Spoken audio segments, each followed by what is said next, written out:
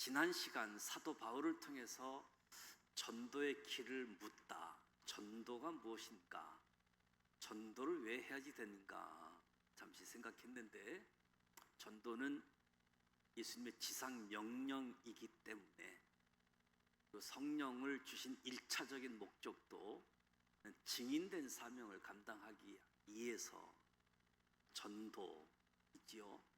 그 전도는 하나님의 기쁨이고, 또 이 전도, 미련한 것 같은 이 방법, 하나님이 만드신 방법, 구원의 방법이라는 거지요. 그래서 우리가 전도는 습관을 쫓아서 전도해야지 되겠다. 습관을 쫓아, 어떤 이벤트나 행사가 아니라 습관을 쫓아 전도하고, 예수 그리스도를 전하되 예수님 믿으라고 하는 것만이 아니라 예수를 왜 믿어야 하는지까지 설명할 수 있는 전도. 그리고 바울은 상황에 맞게끔, 대상에 맞게끔 바울이 전도했음을 보면서 우리도 맞춤형 전도가 필요하다. 유대인들에게는 성경을 펴서 성경을 통해서 예수를 증언했고, 성경을 알지 못하는 사람에게 굳이 성경을 펴서 전도한 것이 아니라, 참 그들은 범사에 종교심이 많다. 알지 못하는 신까지 제단을 세우고 섬기는 모습을 통해서, 그래서 너희가 알지 못하는 신을 내가 알려주겠다. 창조자의 신. 그래서 우리가 맞춤형 전도가 필요하다라고 하는 것을 배우고, 또 한편으로는 바울이 전도하는 곳마다 믿는 사람이 있고 믿지 않는 모습들을 보게 되어지지요. 데살로니가 지역, 베레아 지역, 아테네 지역을 보게 되어졌는데, 잘 받아들이는 사람이 있는가 하면 받아들이지 못하고 오히려 핍박하고 박해하는 모습들을 보지요. 사도 바울이 전도했는데, 중요한 것은 예수님께서 마태복음에서 말씀하시듯이 네 가지 밭의 비유를 통해서 우리 마음의 밭이 길가, 돌짝밭, 가시떨기나무밭, 옥토, 이 밭의 종류에 따라서 똑같은 시임에도 불구하고 결과가 다르다. 저와 여러분이 전도할 때 전도의 결과는 이 복음을 듣는 사람의 마음의 상태가 다양하니까, 그래서 전하는 일에 책임을 지고 결과에 대해서는 하나님께 맡기는 거지요. 어쩌면 저와 여러분이 전도하면 어쩌면 실패했다라고 이야기할 수 있는 요소들이 하나하나 모여서 길을 닦아 놓았기 때문에, 또 다른 사람이 전도하다 보면 그때 때가 맞아 하나님의 은혜를 경험하게 되어지는 전도 대상자가 있기 때문에, 내가 복음을 전하고 전도할 때 반응에 따라서 낙심할 필요가 없이, 내가 오늘도 하나님 기뻐하시는 일, 생명 전하는 이 일, 미련한 방법일지라도 하나님의 방법이기에 전도할 수 있는 저와 여러분이 되시기를 축복합니다. 오늘은 사도 바울에게서 그리스도의 삶을 배우자. 그리스도인이 되어졌는데 그리스도인의 삶을 배우고자 합니다. 어떤 분은 이렇게 생각할 수 있겠죠. 사도 바울, 너무나 이상적인 인물인데 나같이 평범한 사람이 어찌 사도 바울을 닮을 수 있는가? 나와는 다른 존재다. 바울을 통해서 그리스도의 삶을 배운다는 것은 어렵다고 생각할 수 있을 겁니다. 하지만 사실은 그렇지 않습니다. 우리는 무의식적으로 성경에 등장하는 인물들을 굉장히 이상화하는 경향이 있습니다. 사울뿐만 아니라 성경에 등장하는 모든 인물들이 저와 여러분처럼 똑같이 연약하고 부족하고 삶의 무게를 견뎌야만 했던, 저와 여러분들처럼 똑같은 문제에 봉착했던 사람들이죠. 야고보서 표현에 따르면 우리와 같은 똑같은 성정을 가진 사람들이라고 이야기하죠. 성경에 나와 있는 인물들이 우리와 똑같다는 거예요. 두려울 때 두렵고 외로울 때 애롭다라고 이야기하는 겁니다. 바울이 데살로니가, 베레아, 아테네 사역을 하고 고린도에서 사역을 하잖아요. 바울이 고린도에서 사역을 할 때 내가 너희 가운데 거할 때에 약하고 두려워하고 힘이 떨었다, 자기 고백하는 모습을 봅니다. 왜 바울이 고린도에서 사역할 때 불안하고 두려워했을까? 한두 가지 이유를 찾아볼 수 있는데, 첫 번째는 이 고린도라는 도시의 영적 상황 때문이지 않겠는가? 고린도는 쾌락과 향락의 도시였습니다. 고린도 신전에 무려 1000명이 넘는 여사제가 있었고, 이방 신에게 제사를 드리는 음란한 일들이 벌어졌기 때문에 고린도라는 도시의 성적인 방종이 얼마나 차고 넘쳤는지, 당시 헬라어로 고린도 사람처럼 행동한다, 이런 의미로 코린디안, 음행하다와 동의어로 쓸 정도로 고린도 도시에 사는 삶이 음탕한 삶이었다는 거죠. 사도 바울이 고린도에 전도하러 왔는데 영적인 눌림을 느끼는 거죠. 오히려 복음 전하러 왔다가 이 악한 음란한 기운에 영향을 받지 않을까 두려워했는지 모르겠습니다. 도시를 둘러싸고 있는 영적 기운이 아주 음란하기 짝이 없었던 환경이었습니다. 또 하나는 사도 바울이 고린도에서 경제적으로 매우 궁핍한 상황이었던 것 같습니다. 그동안 선교 여행에 한 번도 등장하지 않았던 낯선 단어가 고린도 교회 사역, 고린도 전서에 나오는데 생업이라는 단어입니다. 생업이 같음으로 함께 살며 일을 하니 그 생업은 천막을 만드는 것이더라. 그동안 사도 바울은 전도하고 다녔습니다. 선교만 하고 다녔습니다. 왜? 안디옥 교회에서 파송하고 안디옥 교회가 후원해 주었기 때문에 선교만 할 수 있었던 거지요.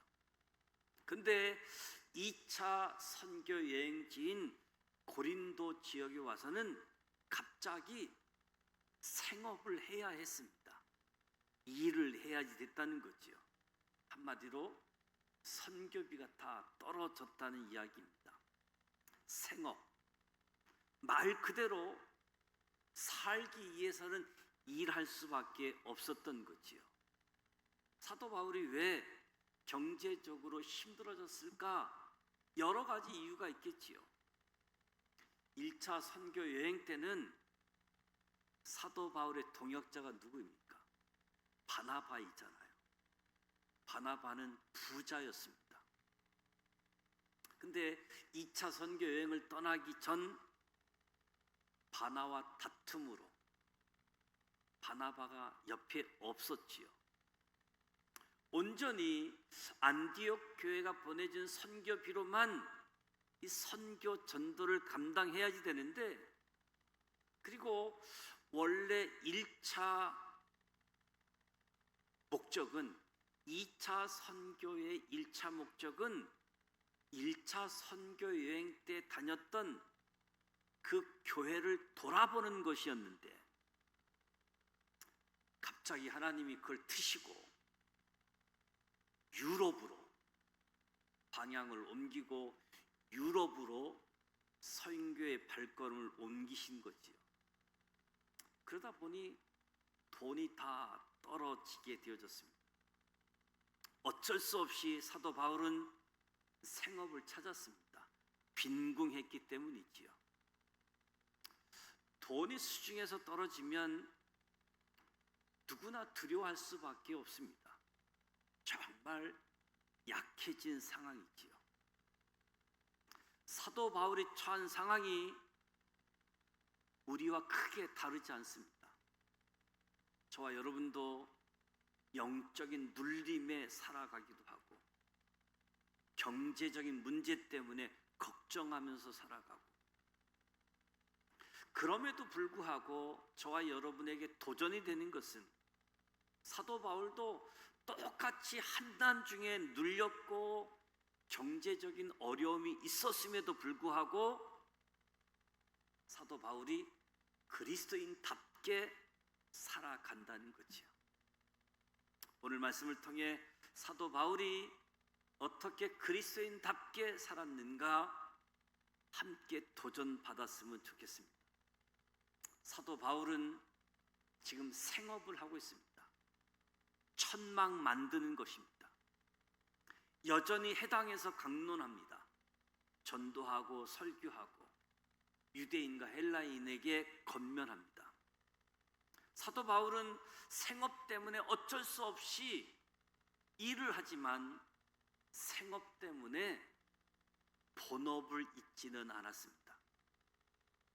이 모습을 저와 여러분이 배웠으면 좋겠습니다. 바울은 생업, 말 그대로 먹고 살기 위해 어쩔 수 없이 하는 일이지요. 그러나 바울의 본업은 예수 전하는 것이었습니다. 오히려 바울이 생업을 하는 이유는 본업에 집중하기 위해서였다는 거지요. 바울의 삶의 모습은 우선순위가 분명합니다. 이 말씀에 도전이 되었으면 좋겠습니다. 우리도 다 일을 하는 생업을 가지고 있지요. 생업이 다 다르지요. 그러나 분명히 해야 될 것, 생업은 생업일 뿐이고 우리의 본업이 아니다. 저와 여러분의 본업은 주를 위해 사는 것이 우리의 본업이다. 너무나 많은 그리스도인들이 정체성을 망각하고 있습니다. 본업을 잘 감당하라고 생업을, 직업을 주셨는데 이 직업에 파묻혀가지고 본업을 소홀히 하고 있습니다. 사도 바울은 생업 때문에 본업을 소홀히 하지 않았다. 누군가 저와 여러분에게 직업이 뭐냐고 물으신다면 여러분 이렇게 답하셨으면 좋겠습니다. 제 생업은 학생입니다. 제 생업은 선생님입니다. 제 생업은 건축가입니다. 부동산 중개를 합니다. 조그마한 기업을 운영합니다. 식당을 합니다. 그러나 나의 본업은 복음 전하는 자입니다. 이렇게 답을 하셨으면 좋겠습니다. 사도 바울은 말씀에 붙들려 살았던 삶을 살았습니다. 말씀에 붙들려 살았다. 5절 실라와 디모데가 마게도냐로부터 내려오매 바울이 하나님의 말씀에 붙잡혀 유대인들에게 예수는 그리스도라고 밝히 증언합니다. 지금 고린도라고 하는 한락의 도시에 있는데 사람들은 환경의 영향을 받고 살게 되어집니다. 바울이 고린도 도시의 음란에 사로잡히지 않고 하나님의 말씀에 사로잡혔습니다. 경제적인 궁핍한 가운데 있어 어쩔 수 없이 일을 하지만 돈에 사로잡히기 쉬운 환경이었지만 돈에 사로잡히지 않았습니다. 말씀에 사로잡혔습니다. 바울이 한때 학벌과 성공하는 욕망에 사로잡혔지만 바울은 말씀에 사로잡혀 있었습니다. 지금 저와 여러분은 무엇에 사로잡혀 있습니까? 무엇에 사로잡혀 있습니까? 요즘 온통 돈 하는 사회인 것 같습니다. 늘상 뉴스를 보면 주식 이야기, 부동산 이야기, 돈 이야기하는 사회입니다. 돈에 붙잡혀 살아가고 있습니다. 참으로 무섭지요. 예전에는 주식하는 분들이 블랙 먼데이라고 월요일 날만 주식이 폭락하다 보니까 모든 것이 암흑수로 되어지는데 요즘 주식시장은 에브리데이 블랙이라고 100% 주가가 폭등했다가 지금 다시 내려와 있는데 번 사람은 돈 벌었지요. 늦게 들어온 사람들은 아주 어려움을 많이 당하고 있는데 주식하는 거, 부동산 하는 거 문제 없습니다. 그것에 돈에 사로잡히게 되어지면 문제가 되어지는 거지요. 사도 바울은 돈에 붙잡히지도 한락에 붙잡히지도 아니하고 하나님의 말씀에 붙잡혔습니다. 사람마다 자기를 붙잡아주는 하나님의 말씀이 있어야 됩니다.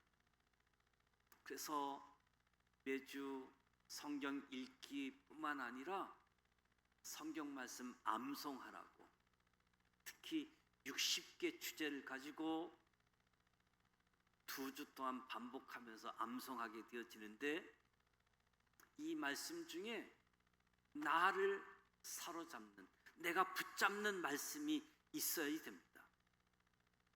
우리 중에 돈에 사로잡힌 자가 있다면 돈을 사랑함이 일만하게 뿌리가 된다는 하나님의 말씀을 붙잡아야 됩니다. 하나님과 돈을 겸하여 섬길 수 없습니다. 말씀에 붙들려야 되어지는 거죠.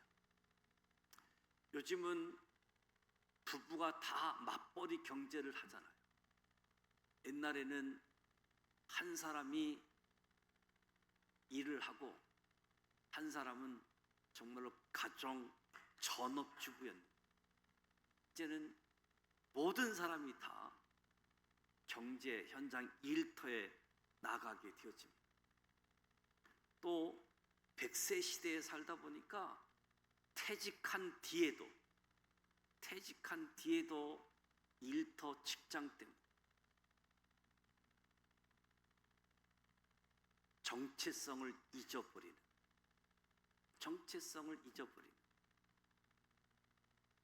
내 말씀을 붙잡고 말씀 때문에 그리스도인다운 삶, 본업에 충실할 수 있기를 축복합니다. 나는 어떤 말씀에 붙잡혀져 있는가? 여호와는 나의 목자시니 내게 부족함이 없다. 이 말씀을 꼭 붙잡을 수 있기를 바랍니다. 하나님을 사랑하는 자, 곧 그 뜻대로 부르심을 입은 자에게 모든 것이 합력하여 선을 이룬다. 이 말씀도 꼭 붙잡을 수 있기를 바랍니다. 저와 여러분에게 주어진 상황이 다르고 하나님이 저와 여러분에게 주어진 감동의 말씀이 각각 다를 수 있습니다. 하나님이 내게 주신 말씀을 꼭 붙드시기 바랍니다. 사도 바울은 임마누엘의 복을 누리며 삽니다. 9절에 보면 밤에 주께서 한상 가운데 바울에게 말씀하시되 두려워하지 말며 침묵하지 말고 말하라. 내가 너와 함께 있음에 어떤 사람도 너를 대적하여 해롭자가 할 자가 없을 것이니 이는 이 성중에 내 백성이 많음이라. 내가 너와 함께 있다. 이것이 임마누엘이잖아요. 하나님이 저와 여러분, 우리와 함께 하십니다. 무엇이 복입니까? 어려운 상황 가운데 하나님이 나와 우리와 함께 있는 것이 복인 줄 믿습니다. 사도 바울이 두려웠습니다. 그런데 주님이 말씀하십니다. 내가 너와 함께 있다. 두려워하지 말아라. 그때 그 두려움이 바울에게서 사라집니다. 이곳에 백성이 많다. 그래서 사도 바울이 고린도 지역에 1년 6개월을 머물게 되어집니다. 임마누엘 하나님, 내가 너와 함께 한다, 이 말씀이 없으면 데살로니가, 베레아, 아테네처럼 고린도도 한 주, 두 주, 세 주 정도 머무르지 1년 6개월 동안 머물 수 없었을 겁니다. 좋은 환경도 아니고 영적으로 음란한 도시고 경제적으로 돈이 떨어져서 일하면서 먹고 살아야 됐으니 고린도 지역에 머물고 싶지 않는 도시였던 거지요. 중요한 것은 고린도에서 하나님이 그와 함께 하셨다. 이 세상에서 저와 여러분의 삶의 자리에서 주님과 함께하는 임마누엘의 복을 누리시기를 축복합니다. 사도 바울은 구별된 삶을 추구했습니다. 그 고린도 도시, 음란한 도시에서 구별된 삶을 추구했습니다. 18절 바울은 더 여러 날 머물다가 형제들과 작별하고 배 타고 수리아로 떠나갈새 브리스길라와 아굴라도 함께 하더라. 바울이 일찍 서원이 있으므로 겐그리아에서 머리를 깎았더라. 성경에 보면 사도 바울이 머리 깎은 이야기가 성경에 기록되고 있습니다. 저도 한 달에 한 번씩 머리를 깎는데 저도 오늘 머리를 깎았습니다. 도대체 무엇이 중요해서 사도 바울이 머리 깎은 이야기를 성경에 기록하고 있는가? 18절에 보면 서원이 있었으므로 머리를 깎았더라. 머리를 깎았다는 것이 서원과 관련되어 있다는 겁니다. 민수기 6장에 보면 유명한 나시린의 규례가 있잖아요. 여호와께서 모세에게 말씀하여 이르시되 이스라엘 자손에게 전하여 그들에게 이르라. 남자나 여자가 특별한 서원 곧 나시린의 서원을 하고 자기 몸을 구별하여 여호와 앞에 드리려고 이스라엘 백성들에게 나시린의 서원이 있었습니다. 일정 기간 동안 한 달이든 석 달이든 1년이든 3년이든 내가 이 기간 동안은 구별되어 살겠습니다. 하나님 앞에 구별되게 살겠습니다. 서원하는 기간을 가졌던 거지요. 그래서 이 서원 기간에 하면 안 되는 것이 있잖아요. 포도주나 독주를 마시지 않는 것, 머리에 칼을 대지 않는 것, 그래서 머리를 길러야 되는 거지요. 머리가 긴 것을 보면 저 사람은 나시린의 규례를 지키고 있구나 알 수 있겠지요. 시체를 가까이 하면 안 되었습니다. 그런데 자기 몸에 구별한 날 서원한 기간이 차면 하나님 앞에 예배 드리고 그리고 머리를 깎는 거지요. 서원 기간이 끝났다라고 하는 의미이죠. 사도 바울이 고린도 지역에 머물면서 이제 1년 6개월 만에 고린도를 떠나게 되어지는데, 고린도에 처음 도착했더니 이 도시가 너무너무 음란한 도시였습니다.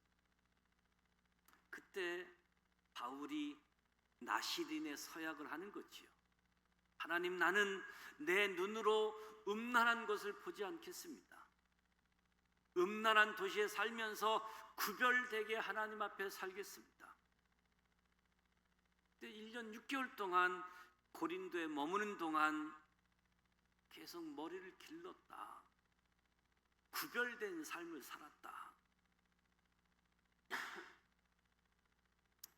음란한 땅 고린도를 떠나고 겐그리아라는 지역에 가자 서약한 기간이 끝났기 때문에 머리를 잘랐다.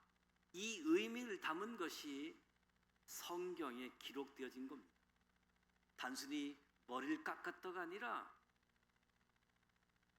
바울은 구별된 삶을 살려고 거룩한 몸부림을 쳤다는 의미로 그 음란한 도시 고린도에서 서원을 했고, 서원 기간이 끝나서 머리를 깎았다.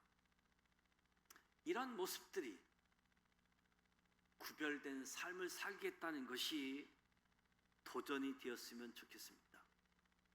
사도 바울은 하나님의 뜻을 구하며 살았습니다. 20절과 21절에 여러 사람이 더 오래 있기를 청하되 허락하지 아니하고 작별하여 이르되 만일 하나님의 뜻이면 너희에게로 돌아오리라 하고 배를 타고 에베소를 떠나. 사람들이 언제 돌아올 거냐고, 좀 더 있어주면 안 되겠느냐고. 사도 바울이 내가 6개월 뒤에 오겠다고, 내가 3년 뒤에는 돌아오겠다고 이렇게 이야기하지 않고, 만일 하나님의 뜻이라면 내가 너희에게 돌아오리라. 하나님의 뜻이라면, 저와 여러분에게 하나님의 뜻이라면 우리의 언어, 하나님을 믿는 사람들, 그리스도인의 언어가 되었으면 좋겠습니다. 하나님의 뜻이라면. 우리 그리스도인들이 누구입니까? 범사에 내 계획이 아니라 하나님의 뜻을 앞세우는 사람들. 주의 뜻이라면, 그것이 하나님의 뜻이라면 저와 여러분의 입술에 이런 언어가 주어지기를 축복합니다. 하나님의 뜻이라면. 바울은 우리와 똑같은 연약함 가운데서도 지치지 않고 주의 일을 하는 모습을 보셔야지 되겠습니다. 22절과 23절에 가이사랴에 상륙하여 올라가 교회 안부를 물은 후에 안디옥으로 내려갑니다. 안디옥이 어디입니까? 본부, 선교 출발했던 센터, 본부로 돌아옵니다. 그래서 오늘 읽은 22절까지가 제2차 선교 여행의 마지막이지요. 2차 선교 여행을 마치고 집으로 간 겁니다. 근데 놀랍게도 이것이 끝이 아니잖아요. 23절에 2차 선교를 끝내고 돌아갔는데 얼마 있다가 3차 선교를 또 떠납니다. 2차 선교 여행을 끝내고 잠깐 쉬었다가 얼마 동안, 며칠인지 모르겠습니다. 아주 잠깐 쉬었다가 다시 3차 선교 여행을 나서며 다시 주의 일을 하기 위해 3차 선교 여행을 떠나게 되어지죠. 왜? 모든 제자들을 굳게 하기 위해서, 교회를 든든히 세우게 하기 위해서. 사도 바울의 속에는 지치지 않는 열정이 있었습니다. 지치지 않는 열정. 우리 믿는 사람들이 쓰지 말아야 될 표현 하나가, 목사님, 저 번아웃 됐습니다. 저 내려놓아야 될 것 같습니다. 그동안 나로 하여금 사역하게 했던 그 에너지 다 소진되었습니다. 그래서 번아웃 됐습니다.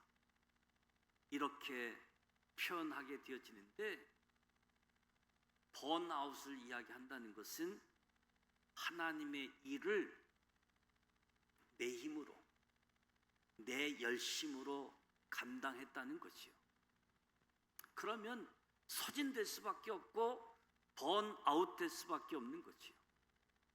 그러나 하나님께서 공급해 주시는 힘으로, 하나님이 주시는 열정으로 일을 하게 되어지면 절대로 번아웃 되지 않는 것이요. 그런 일은 벌어지지 않습니다. 내가 번아웃 됐다, 이 말은 그동안 내 열심으로, 내 열정으로 일을 했다는 말과 동의어가 될 수 있겠지요. 하나님이 주시는 힘으로 사역하자, 하나님이 주시는 힘으로 일을 하게 되어지면 번아웃 될 수가 없는 거지요. 계속해서 하나님이 공급해 주시니까. 하나님이 에너지를 공급해 주신다, 이 말씀이 오늘 저와 여러분에게 들려지는 하나님의 음성이 되었으면 좋겠습니다. 잠깐 쉬고 할 일을 해야 됩니다. 잠깐 쉬는 것을 탓하지 않고 내 힘, 내 열정, 내 생각으로 열심히 하는지, 하나님이 공급해 주신 그 힘으로 하는지, 그래서 하나님이 주신 열정으로 하나님의 일을 감당하기를 원합니다. 시간이 많이 지나갔는데 브리스길라와 아굴라 부부 바울의 만남 이야기를 하고 마치도록 하겠습니다. 바울이 이 부부와의 만남, 브리스길라와 아굴라, 대단한 동역자였지요. 나를 위해서 목숨까지 내놓은 사람이라고. 이 브리스길라와 아굴라 부부는 고린도에서 사도 바울을 떠납니다. 사도 바울이 고린도를 떠난다고 하니까 브리스길라, 아굴라 부부도 하던 일을 다 정리하고 같이 이사를 한 겁니다. 국제 이사를 합니다. 바울이 대단한 동역자를 만난 거지요. 브리스길라, 아굴라 부부가 어떻게 해서 고린도에 왔고 사도 바울을 만나게 되었는가? 이 부부에게는 나름 사연이 있습니다. 아픈 사연이 있지요. 2절에 보면 아굴라라는 본도에서 난 유대인 한 사람, 로마 황제 글라우디오가 모든 유대인을 명하여 로마에서 떠나라 한 고로 로마 황제, 로마 본토에서 유대인 추방령을 내린 거지요. 아주 가슴 아픈 일들이지요. 이 부부는 사업하는 사람이었습니다. 장막 사업. 사업자 로마에 있었는데 어느 날 이민자를 다 추방한 거지요. 유대인들을 추방한 거지요. 얼마나 억울합니까? 어디로 가야 되지? 정처 없이 떠놀다가 고린도에 갔는데 드디어 자리를 잡고 살게 되었습니다. 유대인이잖아요. 하나님을 믿는 사람이잖아요. 하나님을 믿는 사람들이 이런 일을 경험하게 되어지면 얼마나 억울하고 마음이 아픕니까? 하나님, 왜 나에게 이런 시련을 주십니까? 원치 않는데, 그냥 로마에 살고 싶은데. 그래서 떠나서 고린도에 왔다가 그곳에서 하나님의 사람 바울을 만나게 되어지는 거지요. 바울도 마찬가지잖아요. 바울 인생 계획에, 바울의 선교 일정에 고린도는 없었습니다. 하나님이 한상 가운데 나타나 유럽으로 보냈다가 빌립보, 데살로니가, 베레아, 아테네, 고린도까지 왔다가 두 사람들이 만난 거지요. 그리스도인들에게 어떤 축복이 있느냐? 인생이 자기가 원하는 대로 절대로 흘러가지 않습니다. 그리스도인들도, 하나님을 잘 믿는 사람들도 자기가 계획한 대로 인생이 흘러가지 않습니다. 내가 계획하지 않고 하나님이 이끄시는 대로 갔더니 놀라운 만남의 축복이 있었습니다. 이것이 믿는 사람들에게 특권입니다. 사도 바울을 통해서 그리스도인이 누구인지, 그리스도인의 삶을 본받았으면 좋겠다. 그리스도인의 정체성 누구인가? 생업은 있지만 본업을 위해 사는 사람, 주님을 위해 사는 사람, 그것이 우리의 본업이다. 돈에 붙잡혀 사는 사람이 아니라, 환경에 붙잡혀 사는 사람이 아니라 말씀에 붙들려 사는 사람. 어떤 환경 속에서도 내가 너와 함께한다. 임마누엘의 복을 누리는 사람. 하나님이 나와 함께 하신다. 그리스도인은 나시린처럼 구별된 삶을 추구하는 사람. 내 계획을 앞세우지 않고 하나님의 뜻이라면, 하나님이 원하신다면 이렇게 말하는 사람들. 내 힘으로, 내 열정으로 일하지 않고 하나님이 공급해 주시는 힘으로 일하기 때문에 쉽게 지치지 않는 사람들이 그리스도인들이다. 저와 여러분에게 이런 은혜가 있고 그리스도인의 삶을 본받는 도전이 되었으면 좋겠습니다. 내 뜻대로 인생이 풀리지 않고 막히고 엉뚱한 일이 벌어지지만 예상치 못한 곳에서 하나님이 주시는 만남의 복을 누리는 사람들이라는 것도 잊지 않았으면 좋겠습니다. 저와 여러분의 삶의 현장에 만남의 복을 누리면서 그리스도인의 정체성을 가지고 그리스도인의 삶, 하나님과 동행하고 이런 삶이 전도하는 삶, 하나님의 영광을 드러내는 삶, 하나님을 기쁘시게 하는 삶, 저와 여러분의 삶이 되시기를 주님의 이름으로 축복합니다.